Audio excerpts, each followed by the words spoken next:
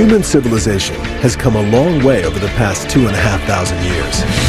We live in a modern computer age, yet amazingly, the ancient Greeks created a type of computer, precise mechanical clocks, and an accurate measuring device over 2,000 years ago. These devices have been hidden for thousands of years, but are now uncovered on Modern Marvel's Ancient Discoveries 1.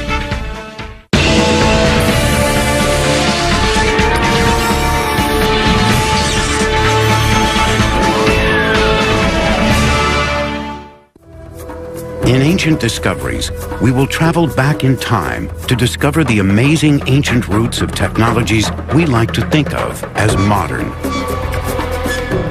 New research is beginning to suggest that many of the inventions of the last 200 years may in fact have already been known to the ancient Greeks and Romans. Much of what we have recently discovered, we may in fact have just rediscovered. The Greeks and Romans were also intensely practical people. Many of the things which they devised, planned and invented preceded by 2,000 years, things that we like to think of as modern. At the heart of this story of ancient achievement lies a mysterious and arcane machine, one so complex that many have refused to believe it could have been built by the ancient Greeks.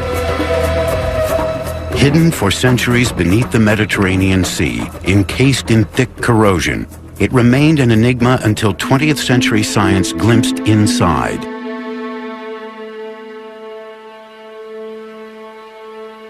What they saw inside astonished them. A mass of gears and cogs, a machine.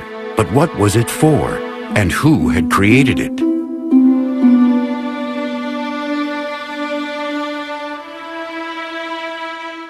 For 100 years it has been a riddle which intrigued but baffled those who tried to understand the mysterious object known as the Antikythera Mechanism. But now, finally, its story can be told.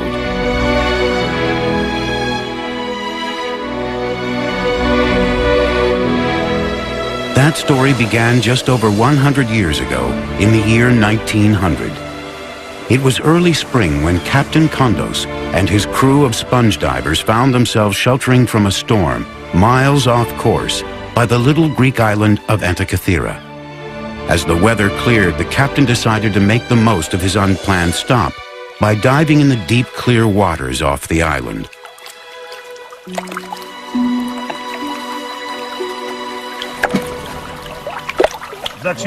The water was deep, some 200 feet.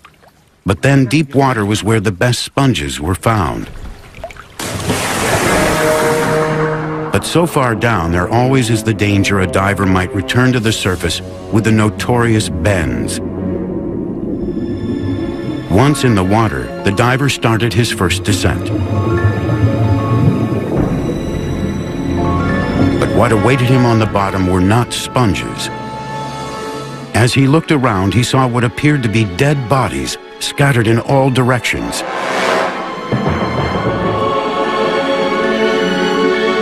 Terrified, he quickly signaled to be pulled back to the boat.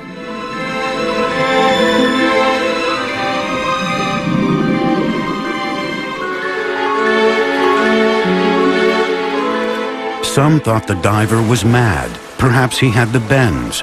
But the truth was far, far stranger than that. 2,000 years ago, another ship had sailed these waters on its way from Rhodes to deliver a precious cargo to a wealthy Roman citizen.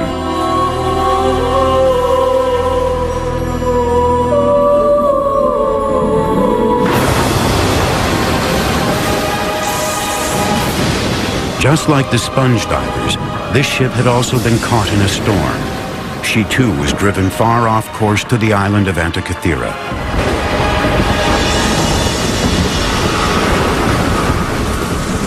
But this ship was not destined to survive.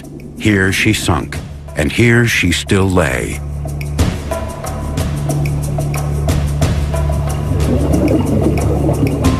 Captain Kondos sent another diver to investigate the wild story of the bodies.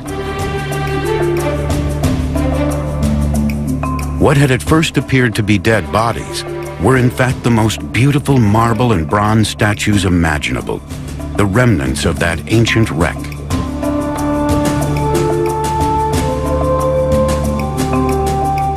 Along with the statues, other treasures such as decorated Greek vases and jewelry were winched to the surface.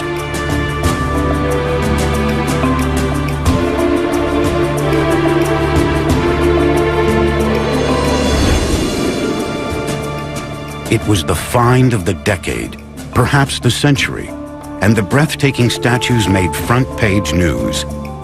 One of the most perfect bronzes recovered was named the Antikythera Youth. The piece was universally acknowledged as a work of genius.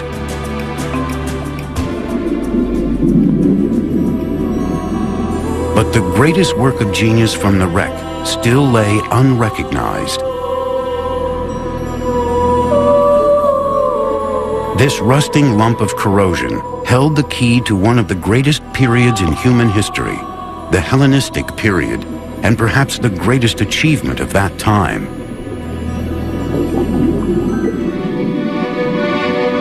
Two and a half thousand years ago, the Mediterranean was a place where science, philosophy, and art flourished. The Greeks, known as Hellenes, were living in what many regard as a golden age. They had invented democracy, opened up the fields of mathematics and science, and introduced the world to philosophy. They were inquisitive and inventive, no different in many ways from us today. In trying to understand their world, they had created this strange machine. All their 21st century descendants had to do was work out what they had created it for. Part of that answer lay far from Antikythera in a London museum display case. 20 years ago, Michael Wright, curator of engineering at the Science Museum in London, came upon another mysterious ancient mechanical device.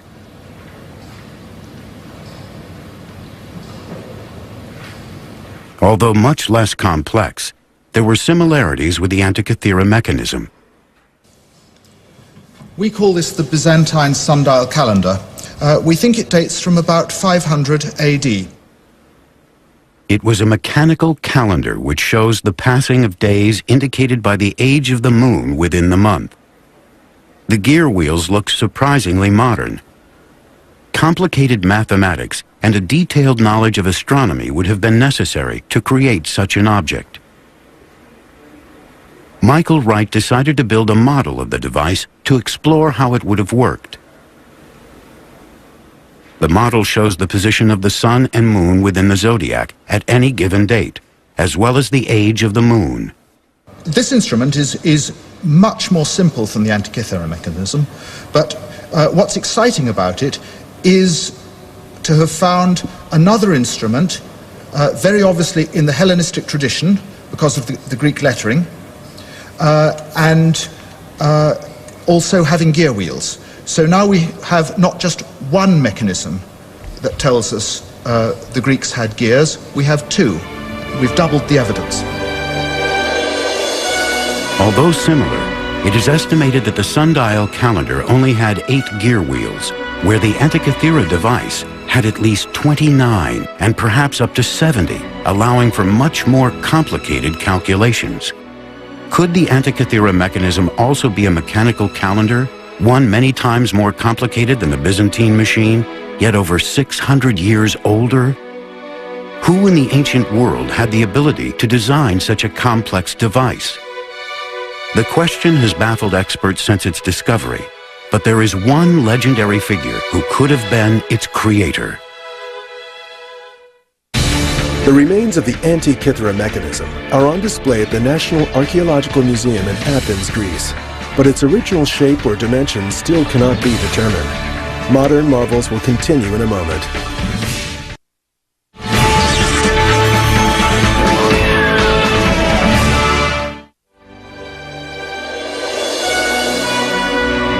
The inventor of the Antikythera mechanism would have to have been an expert in both mathematics and engineering, a genius, centuries, perhaps even millennia ahead of his time. One man who fit that description was Archimedes.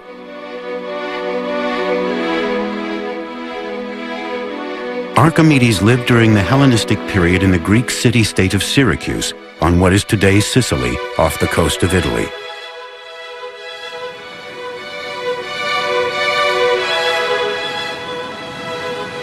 During his lifetime, the Mediterranean was a turbulent, war-torn place. A world in which his talent for military invention was put to good use by both his fellow Greeks and the aggressive new power of Rome that was slowly spreading its tentacles across the Mediterranean. Today, he is perhaps best remembered for the revolutionary invention known as the Archimedean screw, used to move water or seeds uphill.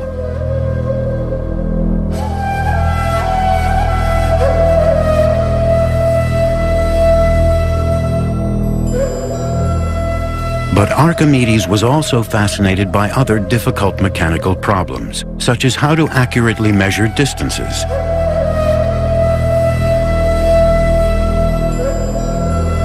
The greatest challenge of all, however, was to solve the puzzle of what caused the rising and setting of the sun, the changing seasons, and the strange movements of the moon and planets. What, in short, were the mechanics of time?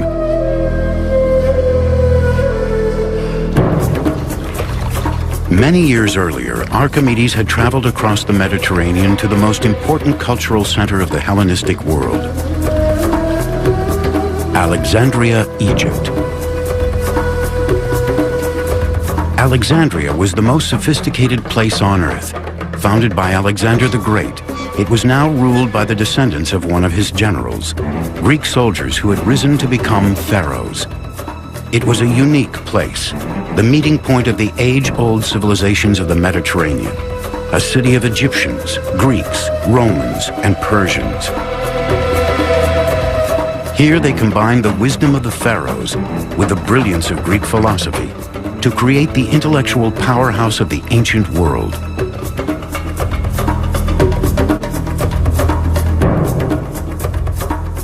And it was here that the young Archimedes would be inspired by the work of a mechanical genius called Ctesibius.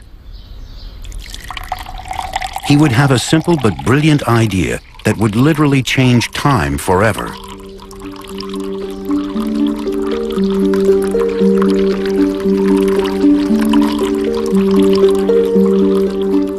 Ctesibius was fortunate to be born in Alexandria, the place where all the knowledge of the ancient classical world was held in one vast library. A place where the great thinkers of antiquity studied, and where shelf upon shelf held the thousands of scrolls recording their work. The library was such a famous institution that people came here from all over the world to learn and invent.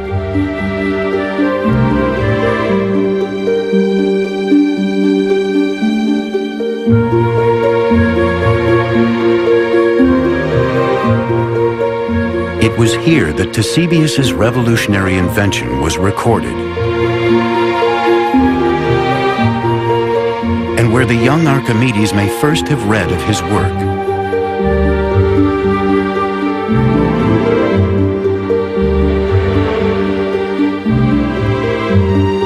Ctesibius is a figure who is often forgotten in history, yet his work paved the way for a technical revolution, the measurement of time.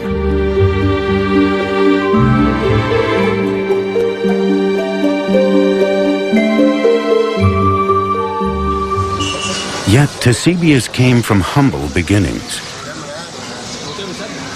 He was the son of a simple barber. As a young man, he had worked in his father's barber shop in Alexandria, inventing simple gadgets such as adjustable mirrors. And here he was surrounded by the constant dripping of water, which would inspire his great invention. Ctesibius knew that for thousands of years, the Egyptian had used ordinary water timers to mark the hours of the day.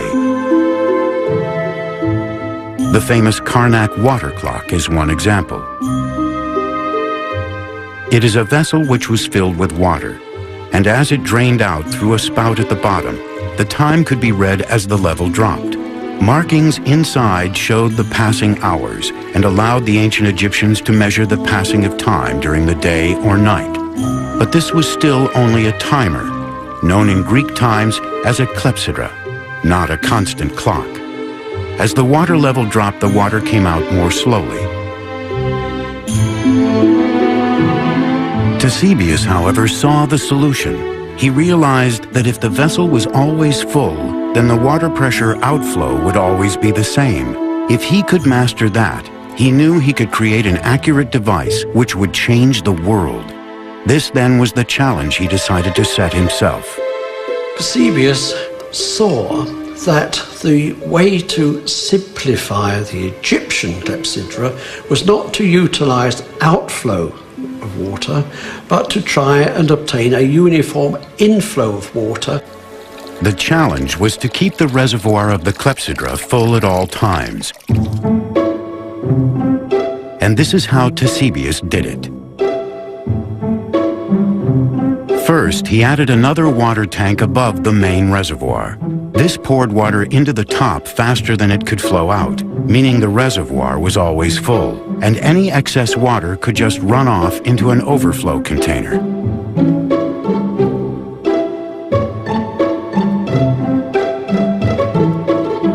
The water would always come out of the reservoir at the same speed.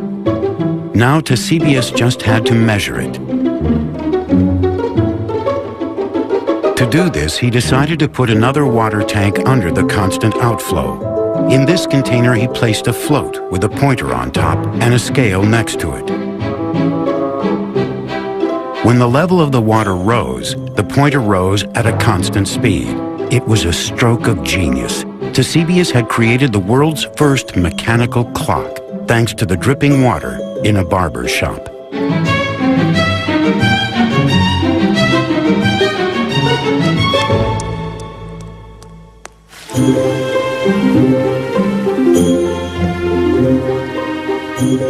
He had harnessed the power of water, and in the process, he had become the master of time. But measuring hours and minutes was only the start. What else could this unique water clock do? The answer to that was kept here in the Great Library of Alexandria. Anyone in the ancient world wanting to understand time could come here and read Eusebius's books, which described the wonderful machines he was now building and the whole new subject he had invented, hydraulics. Before long, his clocks were not just dripping taps, but ornate machines decorated with gilded figures of gods and animals. And their mechanics were yet more elaborate too. He devised a complex scale for the hours, shown here in white for the day and blue for the night. The increasingly complicated series of gear wheels also allowed the scale to rotate very slowly to indicate the days within each month of the year. This clock was also now a calendar. An automatic day and night, month and year cuckoo clock.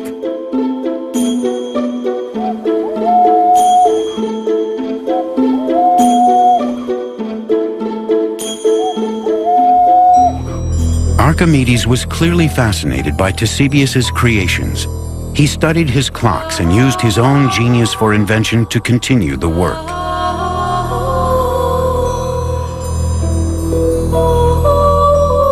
In an Arabic translation of Archimedes' work, dating back over 1,000 years, we can see a tantalizing glimpse of his additions to Eusebius's water clock.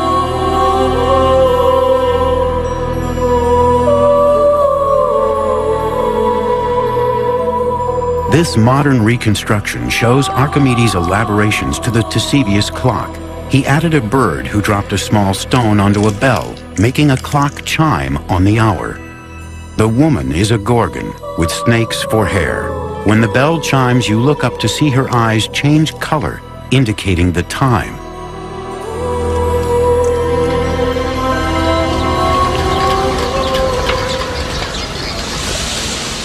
Alexandria today is a busy modern port. A new building now stands in place of the famous library. Tragically, the original library was burned to the ground, and with it was lost nearly all the knowledge of the ancient world. Only a very few ancient texts remain which mention Ctesibius's work. We may never know what else he invented, as not one single page of his own work survives.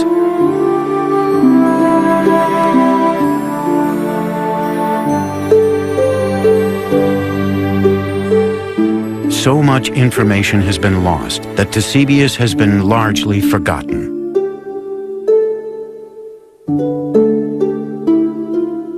However, there is one legacy of his work, one clue which is still standing.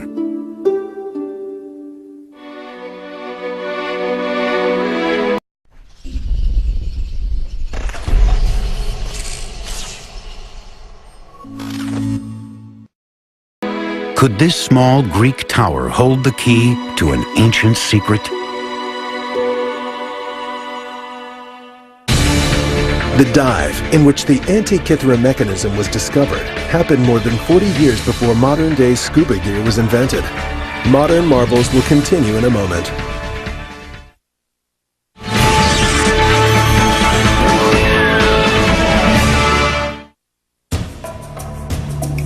This unassuming tower, tucked away in a corner of Athens, is one of the best preserved buildings from antiquity. Its survival, almost untouched, is a miracle, and one due to the fact that for centuries it was believed to be the tomb of the philosophers Socrates and Plato. But this isn't a tomb. Carved on its 8 faces are a clue to its real use. On each side, a worn sculpture of each of the 8 winds can still be seen, along with a sundial.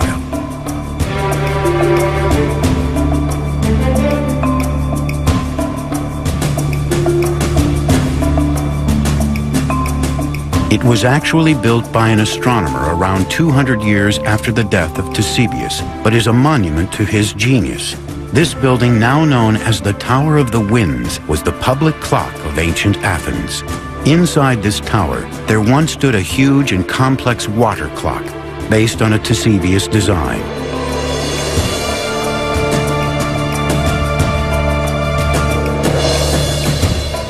This clock was fed by a constant stream of water which ran from a spring on the Acropolis, from which the whole population of Athens could tell the time. But this was more than just a clock or even a calendar. Some believe this strange building housed a device that even charted the movements of the sun and moon in relation to the constellations of the zodiac. We know the Greeks were measuring hours, days, and months during the time of Ctesibius. Could it be that they had also started to look above and measure the heavens? One man believed the answer may lie in the cogs and wheels of the Antikythera Mechanism.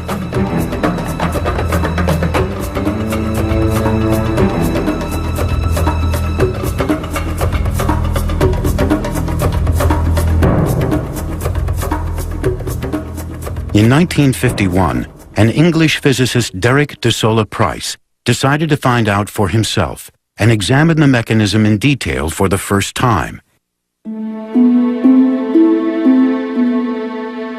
De Solla Price traveled to Athens to look at the mechanism. The pieces had lain largely untouched since its discovery 50 years earlier. The device had disintegrated further, exposing pieces of the gears, which he was able to study. He became determined to crack the secrets of the Antikythera Mechanism.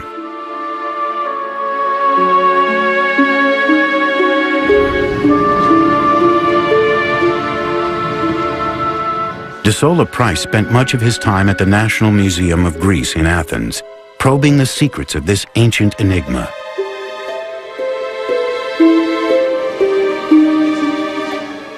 Something told him that these fragments were the real treasure from the Antikythera wreck.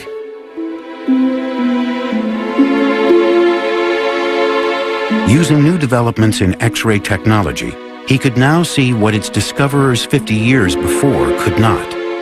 Looking through the corrosion, he was amazed. A machine so complex, it could almost be modern. He had to know what it was for. His meticulous studies of the cogs, gear ratios, and inscriptions gave him clues to the possible purpose of the mechanism.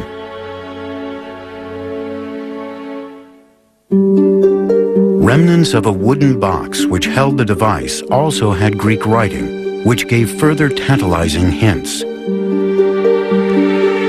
Using this information, de Sola Price developed a theory and put together a model of how he believed the Antikythera mechanism could have worked. He realized the mechanism was an extremely sophisticated device for calculating the relative movements of the sun and moon. It also seemed to show the days of the month as lunar phases.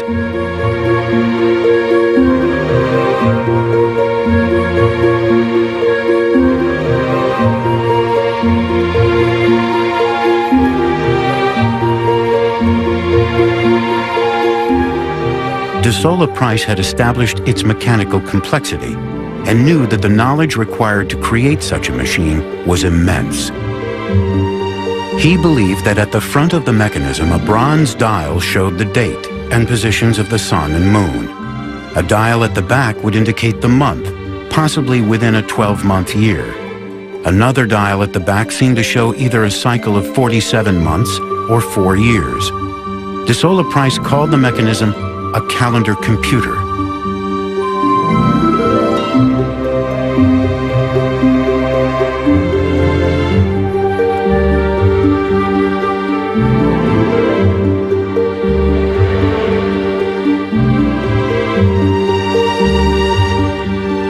For anyone in the ancient world, such a device would have been invaluable.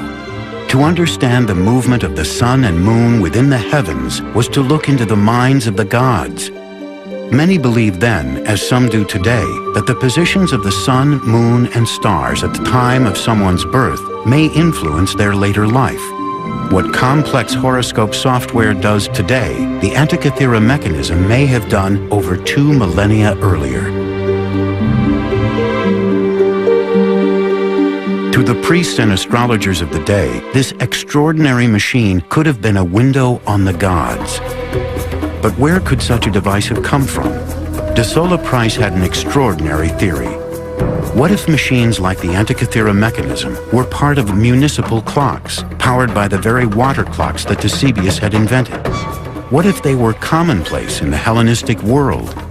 Was this the secret of the Tower of the Winds? Not just a sundial or even a clock, but an automatic model of the movements of the sun and moon within the universe.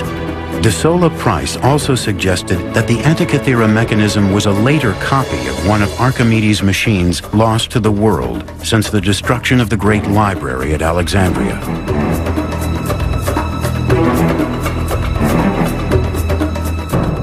This was an intriguing theory which could lead others to try to reveal the truth about the Antikythera mechanism.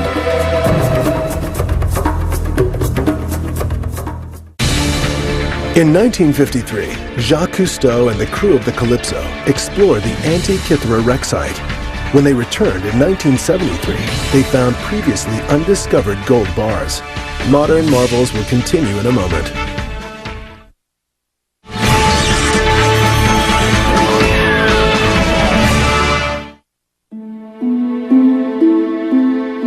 The Antikythera mechanism mystery continued.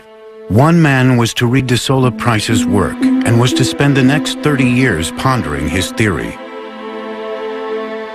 When Michael Wright from the Science Museum first read the paper, he was immediately fascinated by the notion that the ancient Greeks had complex engineering. Wright decided to go to Athens himself to examine and re-X-ray the mechanism. We've got this view with several of the pieces put together, and it helps me to build up a more complete picture of just how the gear wheels were arranged inside the box before it all fell apart.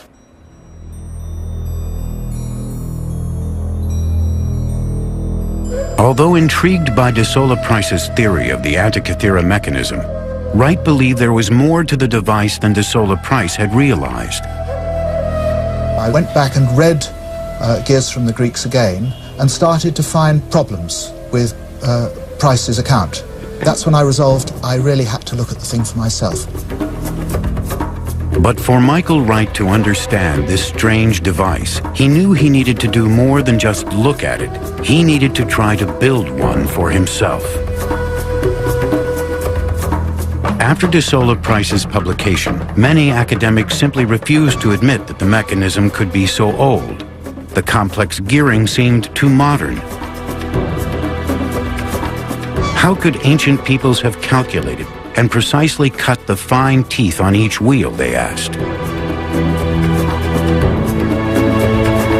Surely this was either a fake or a later machine that just happened to be lost on the site of the ancient wreck. So Wright set to work, determined to prove them wrong.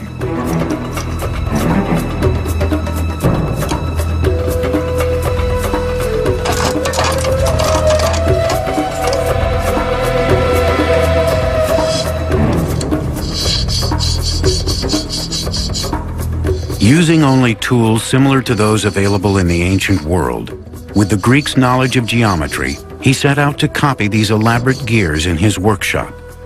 Measuring and cutting gears with only a pair of compasses, a metal file, and a good eye for detail was not going to be easy. But it was possible. After many hours of practice, Wright proved beyond doubt that with patience and skill, it could be done.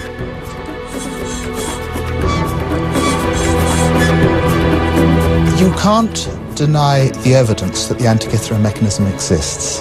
When you look at it closely, it's very accomplished work, both in design and in execution. Why shouldn't the ancient Greeks have done it? We know from translations of his work that Archimedes was familiar with these types of cogs, and now it was the study of these gears that was to help solve yet another mystery, involving one of his other mechanical marvels, the mystery of the odometer.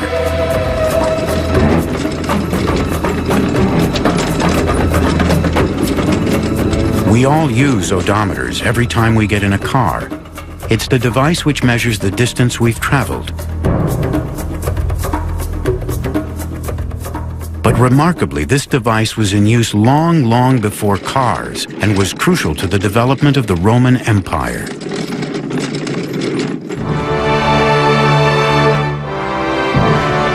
The odometer was said to have been invented by Archimedes while he was working for the Roman army.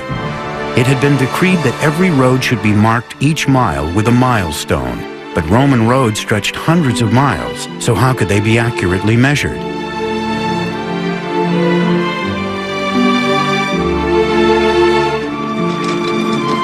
By creating a cart that would accurately calculate distance, Archimedes solved the problem and the milestones could be laid out.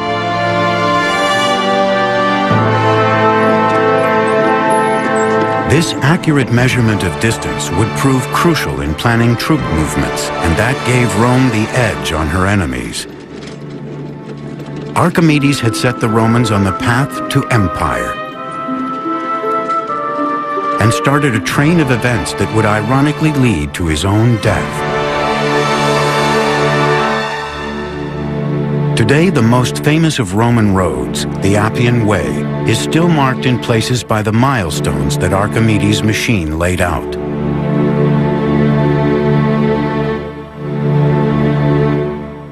But there is a problem with this apparently simple story, one that Professor André Sleeswyk from Groningen in Holland would eventually solve with the aid of the ghostly X-ray images of the Antikythera mechanism.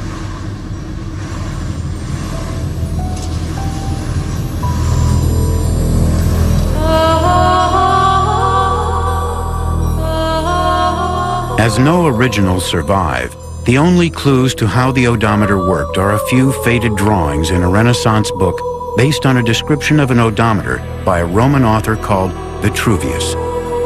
The drawings look fine on paper. The problem is when you try to build them, they don't work.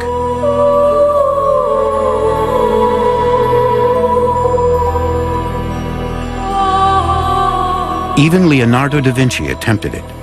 These are his sketches of an odometer, which he attempted but could not successfully build.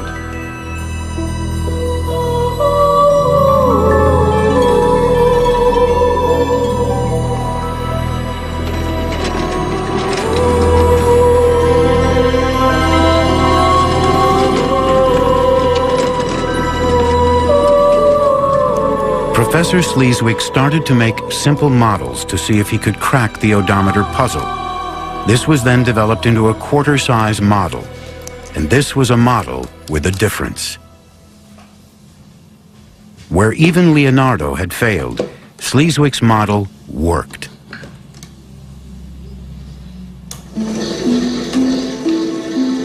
The mechanics are simple. As the wheels turn when the vehicle travels, a gear with a single tooth pushes around a huge gear with 400 teeth. Every time the large wheel turns once, a small stone would be automatically dropped into a box below the device. This allowed miles to be marked.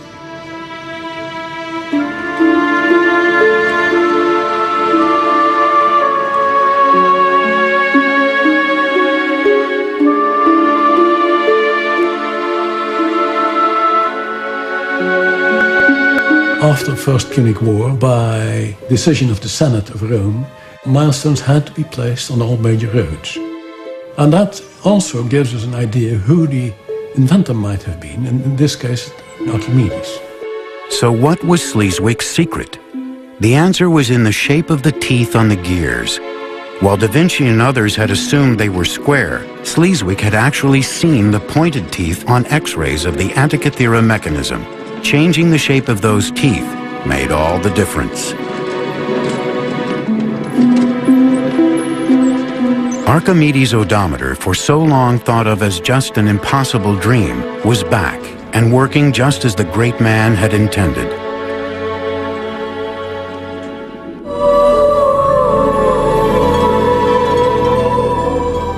All thanks to that most mysterious of ancient objects, the Antikythera Mechanism.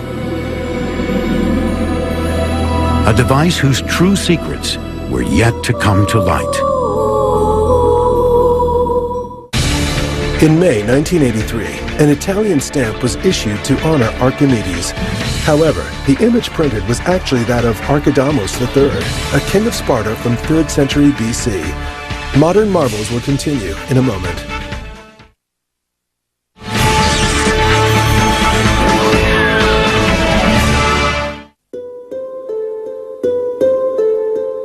Back in London, Michael Wright was building his working Antikythera Mechanism model using ancient techniques. Far more complex than the odometer, but using similar gears, this would be the most complete model of the Antikythera Mechanism ever built. As each gear slotted into place, it soon became clear De Sola Price may have got the details wrong, but his theory was right. The Antikythera Mechanism was an automated calculating device, perhaps even a type of computer. You could call this thing a computer in the sense that you put in some data and it gives you out related data. An ancient computer is a difficult concept to imagine. Yet in many ways that is exactly what the Antikythera Mechanism is. It is astounding to compare it with the machine designed by Charles Babbage in the 1830s, which is often cited as the world's first computer, and the machine which led to our modern high-tech age. This was the first modern device which could make automatic calculations. The technology is startlingly similar to the Antikythera Mechanism, yet there is 2,000 years difference between the two. Wright believes that the Antikythera Mechanism was more complex than De Sola Price imagined, and most importantly, also showed the changing positions of the planets as well as the sun and moon over time. In Wright's model of the mechanism, a knob is turned to set the days and months. Intricate gearing then moves a series of indicators which represent the sun, moon, and planets. The knob could be turned every day so the position of the planets could be monitored throughout the year, or it could be set to a specific date to show their positions at that time. It is, in effect, a mechanical model of the Greek universe. Today, astrologers need a complex computer program to carry out exactly the function of the Antikythera mechanism.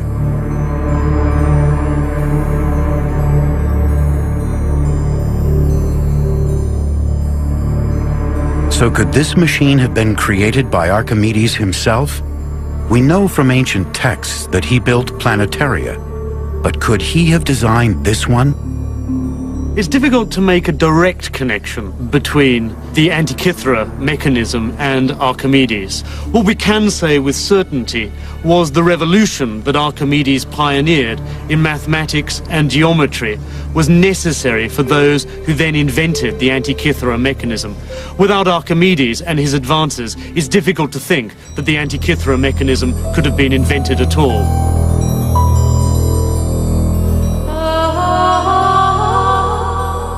Archimedes' own life was cut short before he could finish his revolutionary work on mathematics and mechanics. During the Roman sacking of his home city of Syracuse, it is said a Roman soldier was sent to find him and bring him back alive. When Archimedes refused to leave his work, the soldier became angry and killed him.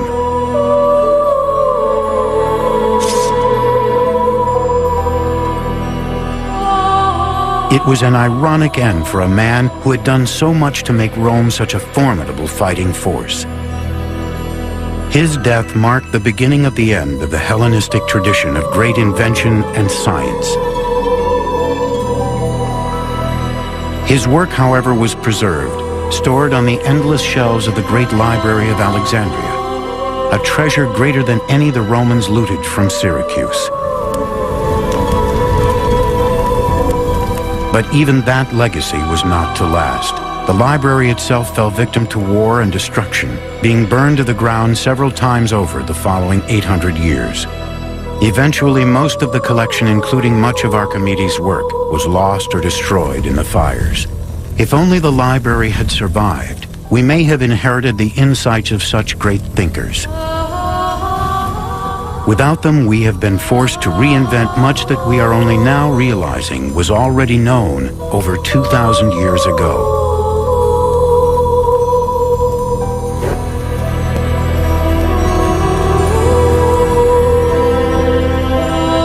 If we had not lost this ancient wisdom, how much more advanced might science and technology be today?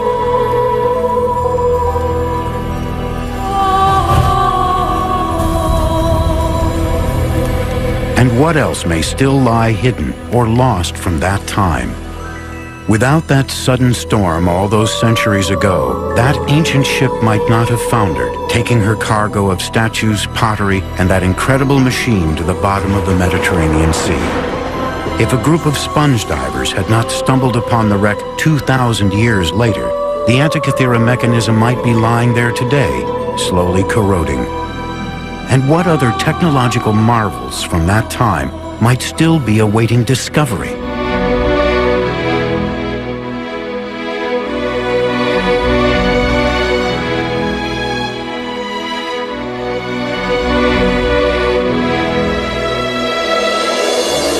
I think that these mentions we have in the literature and this one instrument are just the tips of icebergs showing that there was a great deal more to this tradition that we haven't heard about.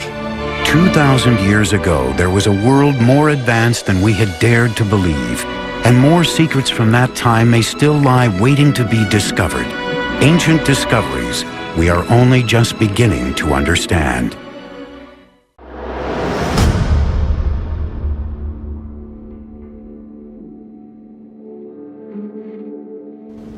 You can feel it when you go to work, when you go to church, when you pay your taxes.